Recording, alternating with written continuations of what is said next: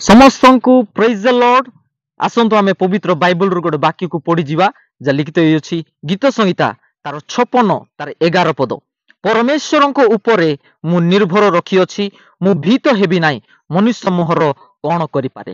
मोर प्रिय प्रभुंकर लोक माने जदि आपण समस्या को, रोग को, अभाव को, दुख को, कष्ट को देखि जदि आपण भय करू अछंती, जदि डरू अछंती, ताले आज दिन ठारू आउ आपणको डरिबार आवश्यकता नाही, भय करिबार आवश्यकता नाही। काहेकि ना ईश्वरंकर वाक्य कहे जदि आपण माने प्रभु जीशु ख्रीष्टंक ठारे निर्भर रखी अछंती ताले आपण मानकु डरिबा पई हेबो नाही, आपण मानकु भय करिबा पई हेबो नाही। मनुष्य आपणकर किछि करि पारिबो नाही, रोग आपणकु किछि करि पारिबो नाही, समस्या आपणकु किछि करि पारिबो नाही, कष्ट निंदा ताड़न आपण मानकु किछि करि पारिबो नाही।